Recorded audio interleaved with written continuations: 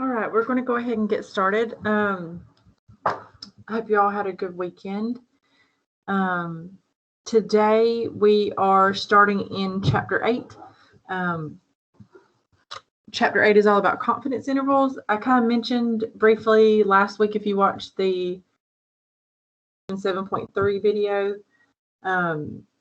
that this section is pretty easy. Most of it is done on the computer. I think there's like one type of problem in each of the sections, like 8.1 and 8.3, that you have to do by hand. Like there's not a special function in the calculator for those types of problems, but most of the problems that we're going to see are going to have a built-in function in our graphing calculators that can do all the work for us. So if you haven't, if you're still trying to do this by hand, this is one of the sections that I kind of mentioned before, that you're going to find that this takes a lot of time if you try to do this all by hand. And not saying that you can't, but the only concern that I have is that you will run out of time, like on the quiz, if you try to do each one of these questions all by hand without using the graphing calculator. And those of you who are trying to do this stuff by hand, send me an email and I can tell you about a resource that one of your classmates let me know about, and we can talk about how you can use that resource on the quiz. All right, so let's go ahead and get started today. I'm going to flip my screen over and I'm going to start by showing you something that I uploaded this morning. So if you are looking on D2L, I posted this week 11 updates this morning. So every Monday morning, I always post this announcement where I just tell you what we have going on that week. Our homework for Unit 5, which is for Chapter 7 and 8, that homework is not due until November the 11th, which is, let's see, that's a couple of weeks away, 2 weeks away from this upcoming Wednesday. But the quiz will open on November 4th, and it will close that following Wednesday, November the 11th. This morning, if you go to content, I uploaded let me switch to student view so it just looks the same. If you go over to content and then to Unit 5, I uploaded a practice quiz this morning. I've been uploading the Word document version and the PDF version because some people's computers have an issue opening up these Word documents. Some of the formatting gets messed up. So I just put both of those versions on there. And I will be writing the answer key this week. So that answer key should be up by Wednesday. And then I also have this T table. That's been up there, but we'll start talking about the T table tomorrow. And we have that formula sheet for quiz number 5. So you will not need to use the guide for probability distributions on this next quiz. And then, of course, at the very bottom, I have all of the links to the recordings from last week's sessions. And I think, let me see if I can, oh yeah. So here you can see I made a mistake in the section 7.2 recording, and I corrected it here. So I posted a screenshot of the correct answer. Whenever I typed this in the calculator, I forgot to do the 1 minus part. So I just typed in normal CDF and then all this stuff. And so the answer was really like 1 minus what my answer was originally. Okay, so now we can go ahead and get started. You can see I've got this Hawk sync tool loaded. Some not syncing automatically. I have tickets open with D2L and with Hawks. Of course, they both say that there's nothing wrong on their end. So I'm still trying to figure out what the problem is. In the meantime, I'm trying to sync them manually, but it takes about 5 minutes per student. So 5 minutes times 200 students is like 1,000 minutes. So that's a lot of minutes. So I don't know if it'll time out before I leave today, but I am trying to update them. All right, so let's get started with the confidence intervals. All right, Chapter 8 is called Confidence Intervals, and Section 8.1 is called Estimating Population Means when sigma is known. All right, don't forget, let me grab my pen. Don't forget sigma here.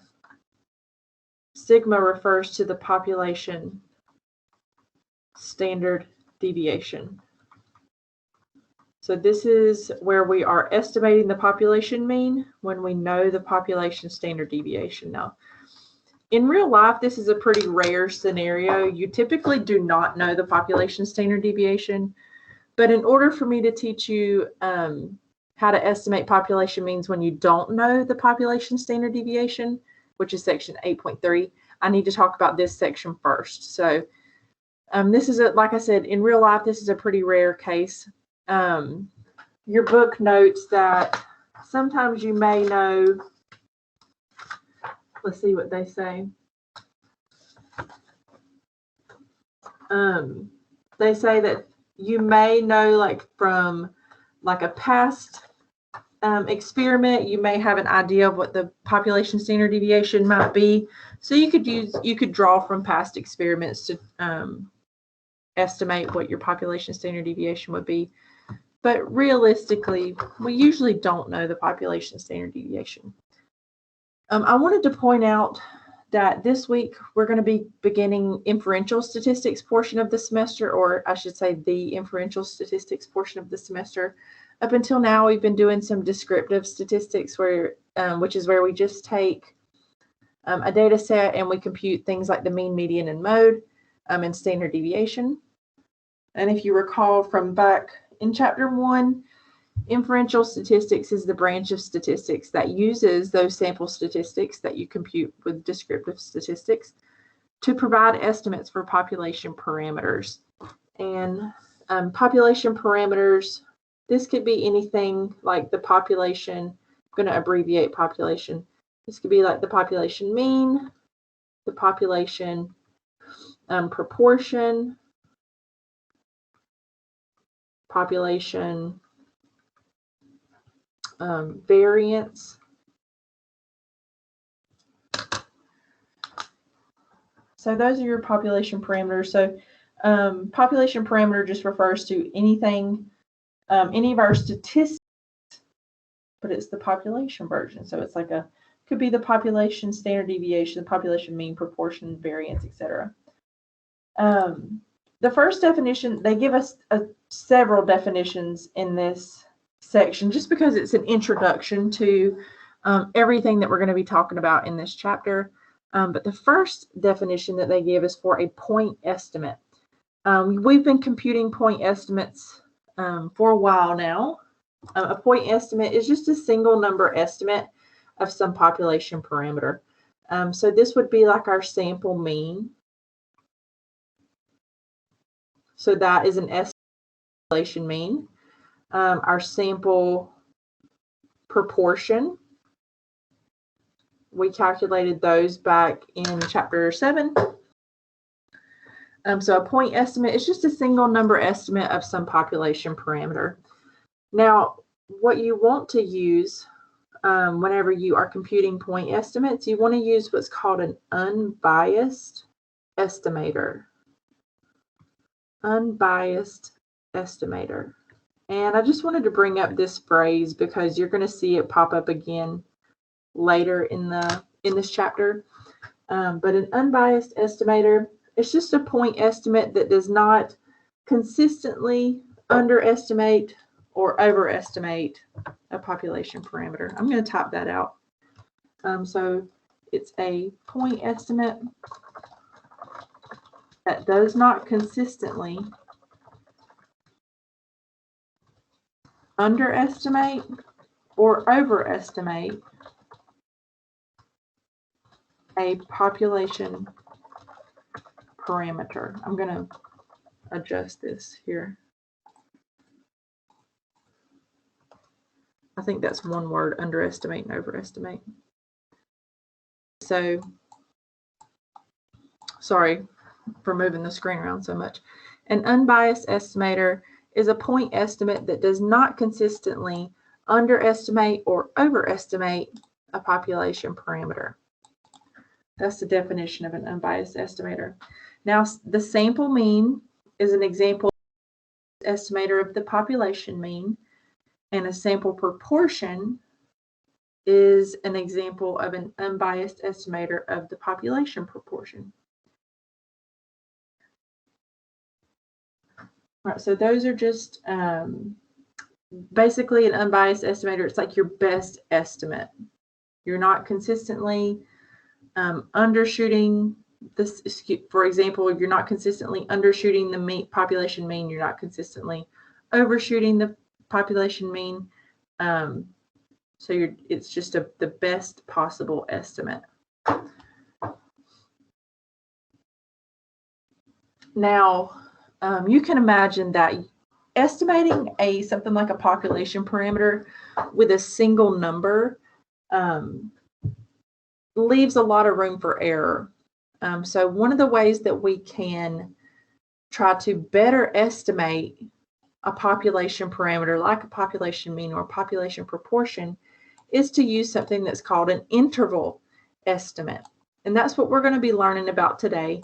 And we're going to be learning about how we can use an interval estimate, like a confidence interval, to provide an estimate for, or a better estimate for, a population parameter like the population mean or the population proportion. Now, before we get started actually computing some confidence intervals, there's one question on the homework that I wanted to talk about. And it's right here. It's this question is super simple. It says the mean GPA for 102 residents of the local apartment complex is 1.8. Right, so there's 102 residents in a local apartment complex. Their mean GPA is 1.8. What is the best estimate for the mean GPA for all residents of a local apartment complex? So very simple. The best point estimate would be the sample mean GPA that you have, which is right here, which is 1.8. So the best point estimate, again, would be the sample mean GPA, which was for 102 residents, which was 1.8. So the best estimate for the population mean GPA would be the sample mean GPA. So I just wanted to cover that one because it maybe seems a little bit more complicated than it really is. Now let's talk about the interval estimate. So an interval estimate is defined as a range of possible values for a population parameter. So basically it's going to be an interval, right? So think of an interval like on a number line. You can give these answers in a variety of ways, you can list these intervals in a variety of ways. The way that your homework is going to do it, they're going to have two little boxes, and it's going to say, I think, lower estimate and upper estimate. And you'll just type in your lower endpoint into this little box and then your upper endpoint into the next box. But traditionally, intervals are given in the form of, well, it's called interval notations with parentheses. So it'll have like parentheses, and then you'll write your lower estimate, and then a comma, and then your upper estimate. That's the way you can expect to see them listed on the quiz. So I will give you the questions in multiple choice form, and then it'll have the confidence intervals listed in interval notation with the parentheses. Now, the next definition is for a level of confidence. A level of confidence is always denoted by a lowercase c. Right, so just know when you see that lowercase c, that means level of confidence. It's the percentage of all possible samples of a given size that would produce interval estimates that contain the actual parameter. So that means, let's say that you had a 90% confidence level. If you had a 90% confidence level, that would mean that 90% of all of your samples would produce interval estimates that contained the actual population mean or the actual population proportion. I wanted to write down some common confidence levels.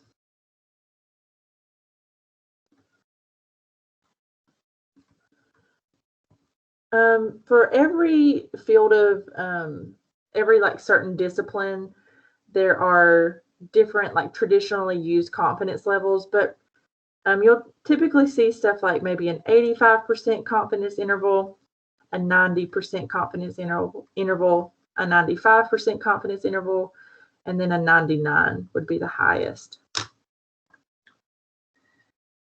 Now, something that we'll notice with confidence levels is the higher that you increase your confidence level, the wider your confidence interval gets. So think of it like if you want to be 99% sure, you're going to have to widen out that interval to make sure that 99% of your samples are going to produce interval estimates that contain that actual parameter. All right, so the higher your confidence interval, the higher your confidence level, the wider your confidence interval. So it sort of penalizes you by widening your confidence interval. And then last, a confidence interval is defined as an interval that estimate that is associated with a certain level of confidence. So it's just an estimate that's given in the form of an interval, and it's associated with a specific level of confidence, which will be given to you in the problem. Now, today we're going to be using this method. Well, let me start over. The method that we're going to be using today has certain requirements. It has 3 requirements. The first one is that a simple random sample has to be used. The second requirement, which is super important, the population standard deviation sigma has to be known. Okay. And then the last one is that your sample size has to be at least 30. And that comes from the central limit theorem. Or the population distribution has to be approximately normal. So in the problem, they should either say that your sample size is some number that's bigger than or equal to 30, or it should say in the problem that the population distribution is approximately normal. So keep an eye out for those 2 things, for one of those 2 things. All right.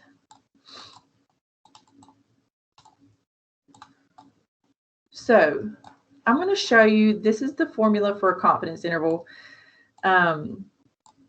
You will not really need to use this if you do this in your calculator, but there is like one problem that we need to use this formula for, so I needed to show it to you.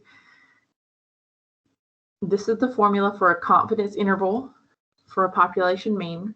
It says the confidence interval for a population mean is given by, right here we have X bar minus E is less than the mean is less than X bar plus E. So pretty simple. It just says the mean is going to be somewhere in between the sample mean minus E, which is the margin of error, and the sample mean plus some margin of error.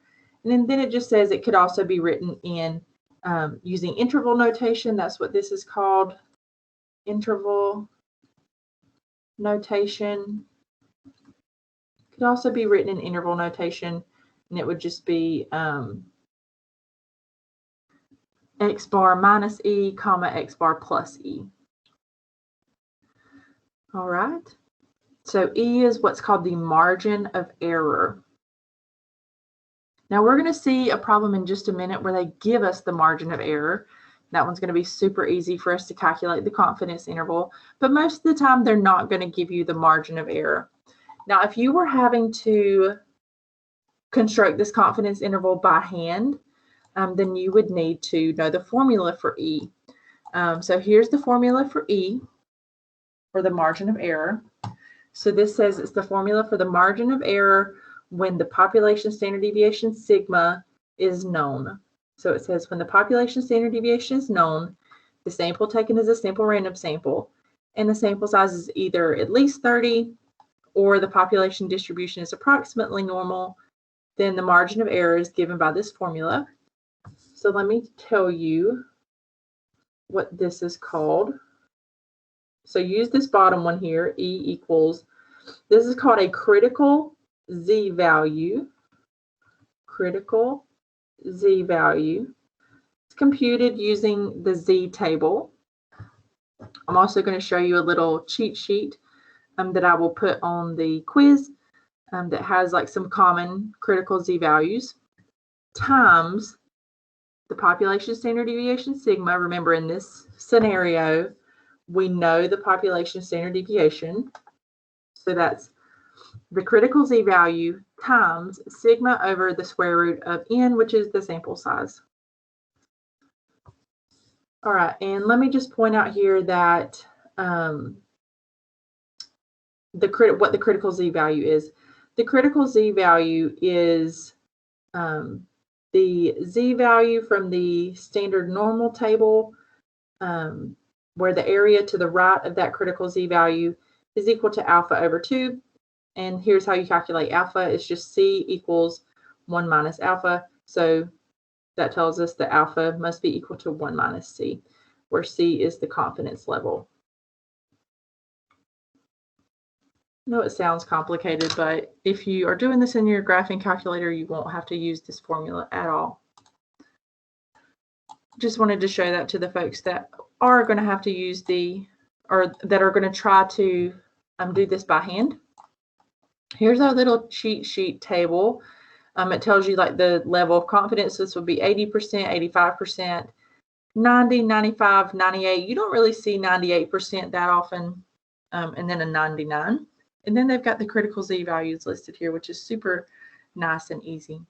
And I'll have this on the quiz if you need to use it. There's going to be one problem we're going to see at the very end of today's session where we have to use this little table.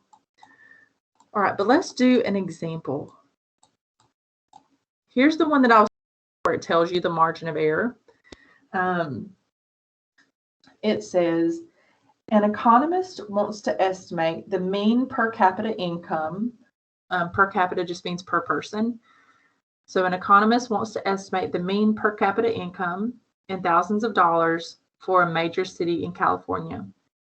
He believes that the mean income is 21.1. Remember, this is thousands of dollars, so this would be like $21,100. And the variance is known to be 42.25. How large of a sample? Oh, shoot. This is not the question that I wanted. Ignore this one for right now. We'll come back to this one. Let me see. Where's the question that I wanted? There it is. All right. Sorry, you guys. For some reason, I was thinking that was a different problem. We will do this problem at the end of class. I just haven't shown you the formula yet for that one. All right, so given the following confidence interval for a population mean, compute the margin of error. This one is pretty simple if you just remember the formula for a confidence interval. So if you remember, this was the formula.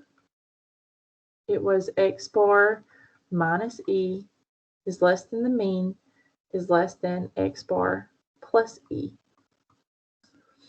All right, so that means that x bar minus e is equal to 17.05 and x bar plus e is equal to 17.71.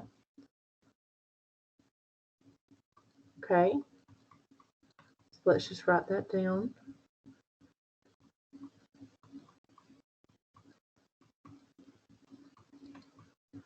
Oh, 7.1. All right, so this sets up a little, what do we call it? A little system of equations. And I'm going to show you how to solve this system of equations. It's very simple. The first step is already completed, which is just to write out x bar minus e, whatever your left endpoint is, and x bar plus e is equal to whatever your right hand endpoint is. Then you're going to draw a little line up under here, you're going to add these two equations together.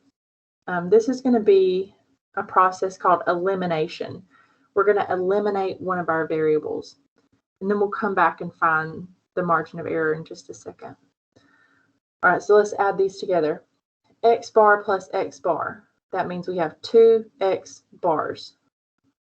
So there's one X bar plus another X bar gives you two X bars.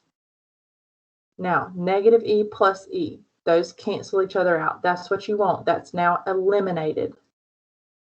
Equals. Now let's add these together. I'm going to pull up my calculator.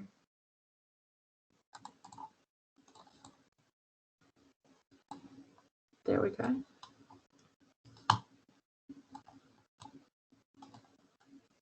Trying to get everything on the same screen where you can see it. There we go. All right, so let's add those two numbers together. 17.05 plus 17.71, 34.76. All right, so now we have 2 times X bar equals 34.76. Now to get X bar by itself, we would just divide both sides by 2. So let's see what that tells us X bar is. 34.76 divided by 2 is 17.38. So there's our sample mean. Now we can figure out what the value of E is, which is what they were asking for. They said compute the margin of error. All right, so we're just going to go back and you're just going to plug this into each of your equations that you set up right here. I'm going to plug it into the first one. So we have X bar minus E equals 17.05. We just found out that X bar is 17.38. Okay. So let's get E by itself. I'm going to move E over to this right-hand side. 17.38 equals 17.05 plus E. Go ahead and subtract that 17.05 over. Cancels out. See, 17.38 minus 17.05 is 0.33. There's our margin of error.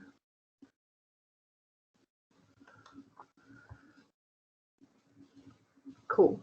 So that's it. That's our answer. So that one was kind of a little algebra problem. It's not too bad. So again, this is called a system of equations. And we use what's called the elimination method. You do not need to have this memorized for the quiz. I would not put one like this on the quiz. In fact, I don't even think I put one like this on the practice quiz. But this is a nice little like challenging problem from the homework. So just follow the steps. You're welcome, Rebecca. Oh, look, you guys, it says it synced the grades. Now I just have to go in and confirm. Oh, man, what a relief. All right, so hopefully after I finish doing that sync, everyone's grades will be updated. That's been like annoying me for a week now. All right. Now we're going to get into the actual confidence interval stuff. Now, if you were doing this by hand, you would take and use your little formulas from up here. You would use this formula for the confidence interval. You would have to compute the margin of error, which means you would have to figure out what the critical Z value is, then multiply it by all this stuff, then plug it back in. But I'm going to show you how we can do all of this in our calculator, and it's super, super easy. All right, so this question says, a research company desires to know the mean consumption of milk per week among males over age 33. So they want to know how much milk are males over the age of 33 drinking per week. A sample of 271 males over the age of 33 was drawn, and the mean milk consumption was 4.6 liters. Okay, so that's 4.6 liters per week. All right, so let's just write down, this was our sample mean, so that's X bar. Here's our sample size N. So 271 was our sample size.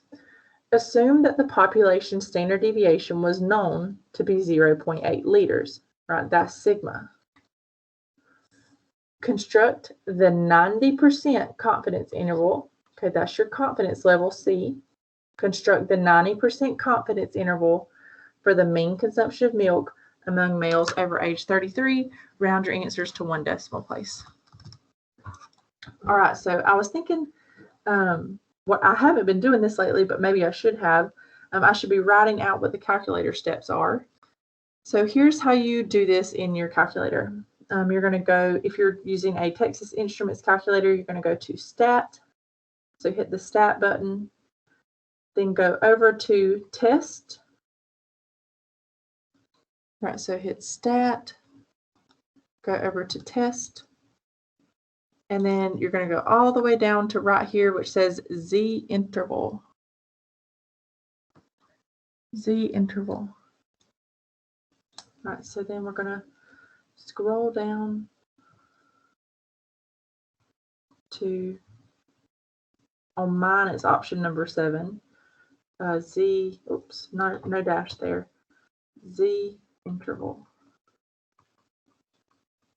Okay, so scrolling down to Z interval, then hit enter. It's going to have 2 options here. It's going to have one that says data and one that says stats. You're only going to ever use this option that says data if in the problem they give you like a big list of data. For your project, I don't remember if I have you calculate a confidence interval or not. I don't think I do actually. But like for your project, if you had to construct a confidence interval, you would do data because you would probably already have all the data in a list in your calculator. But for all of our questions for Z interval, I think you're going to be using stats for all of them. And I just want to point out how this might be backwards from how you think it should be. So the first thing you're going to list is the population standard deviation. Like in my head, I would think the first thing that you would list would be the sample mean, but that's not what they ask for. So clear that out. The population standard deviation they told us was 0.8. And go down, hit clear. The sample mean they told us was over here. They said it was 4.6. It says the sample of 271 males was drawn and the mean milk consumption was 4.6 liters. Okay.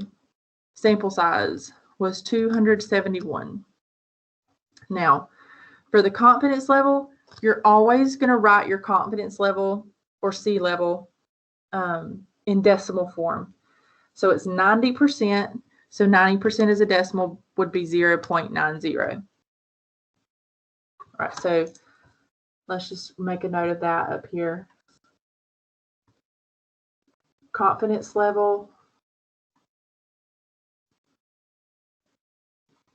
should always be converted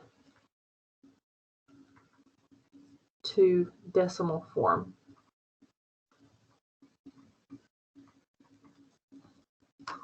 Okay, then just go to, oh shoot, I hit the wrong button. Stat, test, Z interval, please still be there. Oh, it is, okay, good. Just scroll down to, mine goes to calculate, and boom, that's it. That's the answer. It's right there. So there's your confidence interval. Remember I said this is how it'll look on the homework. It'll say like lower estimate and then upper estimate. And then you'll just type in the answers there. So like for lower estimate, if you round into 1 decimal place, that would be 4.5. And upper estimate would be 4.7. So that tells us to round up to 4.7. If you were writing this just using your interval notation, it would just be 4.5, 4.7. with the parentheses. Super easy.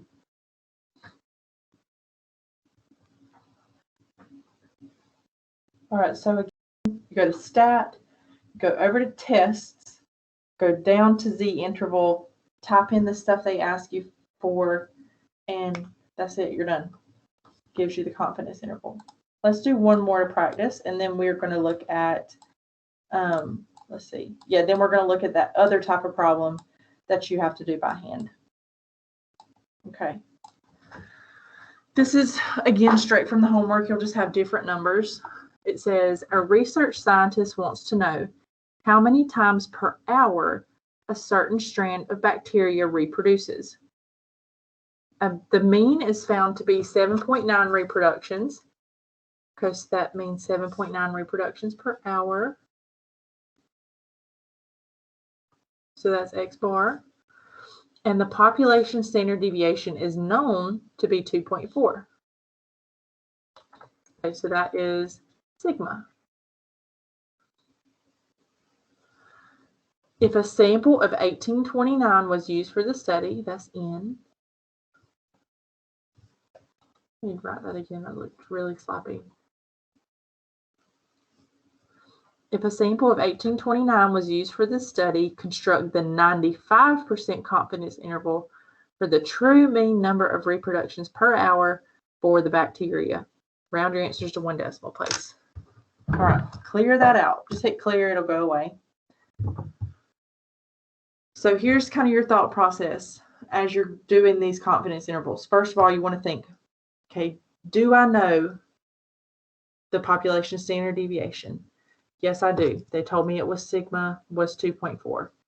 And then, do I have a sample size bigger than 30? Yes, I do. It's much bigger than 30. Okay, so that tells us we're going to do a Z interval. So I'm going to write down that thought process. So sigma is known.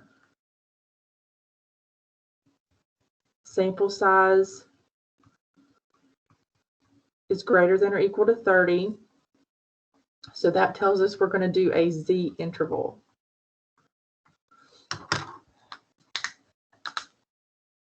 All right, so then we're going to go to stat, over to test, go down to Z interval. We're going to use some of this stuff up here in chapter 10. But for right now, we're just doing number 7. All right, make sure stats is highlighted. Then we're going to type in our information. Our population standard deviation was known to be 2.4. Our sample mean was 7.9.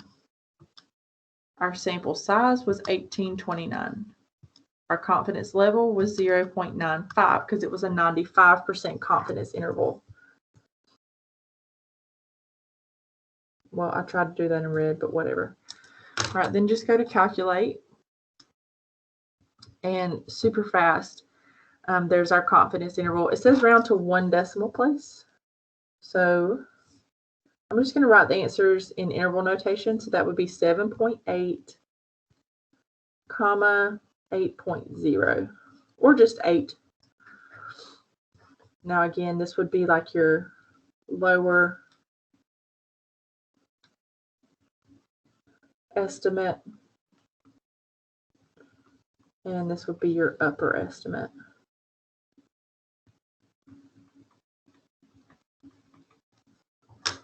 Now, I only did 2 of these because they're very repetitive. You do them the same way every time. Oh, and I wanted to talk about the interpretation. So I'm going to type out this sentence because my handwriting is awful today. But this is how you would interpret your confidence interval. The sentence is typically structured something like this. We are 95% confident that the true, I'm just copying the wording from up here in the problem, that the true mean number of reproductions per hour for the bacteria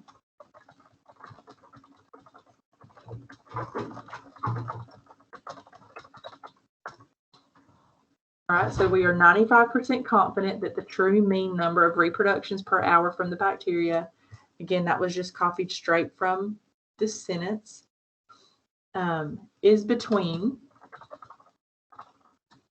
7.8 reproductions and 8.0 reproductions per hour. And that's it. That's your interpretation. And we always use that, like traditionally in stats, we always use this like we are wording. I think it's just tradition that you don't refer to it as like I am, like in the first person. All right, so I'm confident that the true mean number of reproductions per hour for the bacteria is somewhere between 7.8 reproductions and 8.0 reproductions per hour. Now, this is not the only correct wording. There are, there's an endless number of ways that you could write your interpretation. And I am typically very bad at like brevity, like at trying to make these short. A shorter way that you could say this. You probably already know that I'm bad at brevity, as these sessions typically are never less than an hour long because I cannot stop talking. But like I said, I only did 2 of these because I think they're pretty easy and I think they are pretty repetitive. So I think if we've done 2, you probably get it by now. Now, the last problem that I need to show you guys is kind of annoying because we have to do it by hand. There's no nice little function in our calculator. Like there's nothing in this list of like tests that is going to calculate the minimum sample size for us, which is kind of annoying. But there's only a few of these on the there's only a few of these on the homework, and I probably would only put 1 of these on the quiz. So it says minimum sample size for estimating a population mean. All right, so let's read the definition of the formula together. It says the minimum sample size required for estimating a population mean at a given level of confidence with a particular margin of error is given by this formula. All right, so it's N equals, N always represents the sample size. N equals the critical Z value times sigma divided by E all squared, where Z sub alpha over 2 is the critical value for the level of confidence C equals 1 minus alpha, such that the area under the standard normal distribution to the right of Z sub alpha over 2 is equal to alpha over 2. Sigma is the population standard deviation, and E is the desired maximum margin of error. Now, let me tell you all the stuff that's going to be given to you in this problem. You will be given sigma and E. So looking at our formula, if you're given sigma, if you're given E, all we're going to have to plug in is our critical Z value. And that's where this little table is going to come in. So you might want to, I'm going to scroll down a little bit, make this really big, so you can maybe like take a screenshot of it. If you're looking in your textbook, this is on page 395. Whoops. This is on page 395 of your textbook. I will give this table to you on the quiz.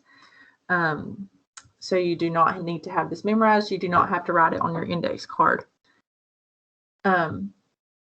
This is going to save you a ton of work and a ton of time. So all of the questions that are on the homework and all the questions that are on the practice quiz and that are on the quiz will have one of these levels of confidence. And so you'll be using one of these critical Z values. All right, let's look at an example. Here we go. I think I have 2 examples here. Let's see. Yeah.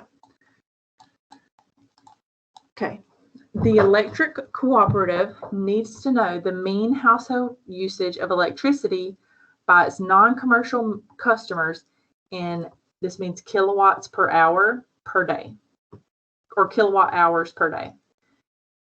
They would like to estimate, they would like the estimate to have a maximum error of 0.14 kilowatt hours. There's our maximum error. That's E. A previous study found that for an average family, the variance was 5.29 kilowatt hours. All right, that's the variance. That is sigma squared. And the mean is 16.6 kilowatt hours per day. I don't think we need the sample mean, but we'll come back to it if we do. If they are using a 80% level of confidence, there's your C, how large of a sample is required to estimate the mean usage of electricity? How large of a sample is required to estimate the mean usage of electricity? This is also very important. I'm going to underline this in red. Round your answer up to the next integer. Round your answer up to the next integer. This is something that people always mess up on the quiz. You have to round this answer up. Okay, so even if you're like, just ignore your rounding rules for this problem. So basically, ignore rounding rules. You always, no matter what the decimal says, you're going to round your answer up. So ignore rounding rules. All right, so I'm going to write the formula for estimating the sample size. N equals the critical Z value times sigma over the maximum error, all squared. Okay. Let me zoom out here and bring this table down here. All right, we have an 80% level of confidence. So we are using this first row right here. All right, 80% level of confidence. That tells us that our alpha level is 0.20. It's 1 minus the confidence level. And that our critical Z value is 1.28. Okay, so let's plug that in. N equals. Our critical Z value is 1.28 times sigma. All right, we got to come over here to the side and figure out what sigma is. They told us the variance was 5.29. All right, we know that the standard deviation is equal to the square root of the variance. All right, this is the variance. So sigma equals the square root of 5.29. Pull up our calculator really quickly. Square root of 5.29. Whoops. Is 2.3. All right, so there's your estimate for the population standard deviation, 2.3. That's a multiplication symbol right there. Divided by our maximum error. Let's scoot this back up a little. Our maximum error, they told us they would like the estimate to have a maximum error of 0.14 kilowatt hours. Perfect. No work to be done there. Just 0.14. And then square all of that. That's part of the formula. Let me get this all situated again. There we go. Let's plug this in our calculator. You can do this as many steps at a time as you need to, but here's how I'm going to do it. I'm going to type this in like I don't have this new calculator, because I know that probably most of the people that are watching this do not have the newest calculator. So I'm going to do a parentheses. That's going to represent this big parentheses out here. Now remember that when I have more than one thing in the numerator or in the denominator, I have to put parentheses around it just so my calculator knows, hey, this is all in the numerator. This is all in the denominator. So 1.28 times 2.3. So notice how I've opened up the little parentheses for my numerator, and then I've closed the parentheses for my numerator. Now I need to tell it to divide by 0.14, divide by 0.14, and then I'm going to close that big set of parentheses, and then it tells me I need to square it. The squared button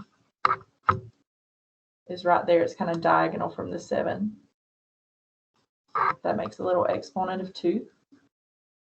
Then just hit enter. Now remember, ignore all of your rounding rules and just round this number up. So instead of being 442.2, this is going to be 443. And I can explain why you have to round it up in just a second. So that's approximately, I guess it's not approximately because it's telling us to round it up. I'm just going to put an equal sign. It's 443. That's how many people this electric cooperative needs to include in their sample to get that certain level of, if they're using an 80% level of confidence and they want the maximum error to be 0.14. All right. Now that we've got the answer, let me explain to you why we have to round up. It's simple once you think about what this number represents. This number represents a sample size. So each one of these, this is representing people. So this is like 442.20 people. You can't have 0.20 of a person. So since it's required that you have just a little bit extra here, that means you got to include a whole nother person. You can't sample like 2/10 or 1/5 of a person. So you have to round this up to include the next person that's represented here in this decimal. So it kind of makes sense if you think about it represents this number, the sample size represents people that need to be included in the study. All right, we have one more, and then we're going to be done for today, and I'm doing pretty good. It's only 12:51. I think I might finish before 1 today. All right, so here we go. Sorry, I'm like getting excited to hit the camera. Okay, here we go. A research scholar wants to know how many times per hour a certain strand of virus reproduces. He wants to construct the 99% confidence interval. There's our confidence level, 99. So we're going to be down here at the very bottom. He wants to construct the 99% confidence level, confidence interval with a maximum error of 0.2 reproductions per hour. All right, that's E. Assuming that the mean is 6.6 reproductions and the variance, again, they give us the variance. I don't know what the problem is. The variance is 5.76. What is the minimum sample size required for this estimate? All right, so that's the key phrase that you're looking for. This part of the question tells you, okay, I'm going to have to do that minimum sample size formula. What is the minimum sample size required for this estimate? Round your answer up to the next integer. All right, so let me write down the formula. N equals the critical z-value times sigma all over E, and then squared. Once again, our little table here is going to be a huge help. It's going to save us a ton of time. So we have N equals, and notice how it keeps telling us the mean, but we don't have to use it. So you just ignore that. You don't need to use the mean. All right, so N equals parentheses, critical z-value for 99% confidence level. Our critical z-value is 2.575. Just go ahead and include all those decimals just to avoid any rounding mistakes. All right, now we got to go up here and figure out what the standard deviation is because they gave us the variance. All right, we know that the standard deviation is just the square root of the variance. So square root of the variance, square root 5.76 is 2.4 times 2.4 all over. The error was 0.2. That was E. And then don't forget the squared. All right, so using this as kind of like your guide for how you're going to type it in. All right, big set of parentheses. That represents this big outer parentheses. And then remember, the top's got to go in parentheses too. Then little parentheses, 2.575 times 2.4. Whoops, not 7. Close parentheses. I don't know if you just saw what I did, but I typed that 7 And then I just went and I hovered over the 7 and I hit the delete button, DEL, right by the mode button. That deletes. All right, so then close that little parentheses. That's the numerator. Then divide by 0.2. Then close that big set of parentheses and then square it. And then round this number up, 955. So the minimum sample size required for this estimate would be 955.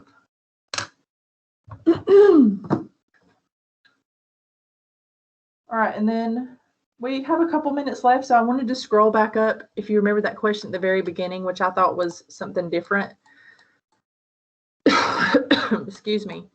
Let's go back up there and do this. I always like to go back and look at all the notes. Like, look at all this stuff that we did. We were little busy bees. All right, let me delete my little X here. All right. There we go. An economist wants to estimate the mean per capita income, remember that means per person, in thousands of dollars for a major city in California. He believes that the mean income is 21.1, again, that's $1,000, and the variance is known to be $42.25,000. How large of a sample would be required in order to estimate the mean per capita income at the 98% confidence level of confidence with an error of at most 0.42? Had that little table already queued up there for me. All right, so let's write the formula. The sample size formula is N equals the critical Z value times sigma divided by E squared. All right, so once again, they give you the variance here. That's very annoying to me. If I was to put one like this on the quiz, I would probably just go ahead and tell you the standard deviation, just because I've already tested, if you remember, how to get the standard deviation for the variance, or from the variance, I should say. So the standard deviation, oh, I don't have enough room there. Let me try that again. The standard deviation is going to be the square root of 42.25. All right, so that's square root 42.25. Enter is 6.5. Okay. There's our value for the error. Let's see. Oh, and our critical Z value. This was a 98% level of confidence, so our critical Z value would be 2.33. Right, so that's 2.33 times our standard deviation was 6.5 over our error, which was 0.42, all squared. All right, so type it in one more time, big parentheses, then numerator, so little parentheses, 2.33 times 6.5, close parentheses, divided by 0.42, close the big set of parentheses, and then square it, enter, and round this up. No matter what, always round it up. So that's 1301 would be our minimum sample size. Oh, we got a question. Oh, thanks, Robin. I'm excited because I'm going to the eye doctor today and I finally get to get some new contacts. I've been like wearing these contacts now, and let me just tell you, they are just a whisper of the contact they used to be. And they've been like bothering my eyes for weeks, so I'm pretty excited. All right, so that is everything for section 8.1. Let me flip you back over.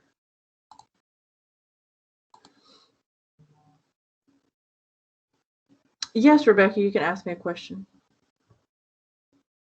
It's too much to type, but so the last couple times I've been taking the quiz, I can open the guide for like the probability one, but the formula sheet I can't open, which is fine because like I wrote it all down on a piece of paper, but I'm worried that the table one might not show up.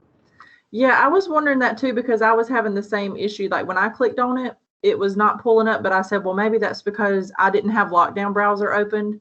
So I said, well, maybe it was giving me an error because of that. So I'll look into that. I will put in a question with Respondus and see why the tables don't seem to be loading.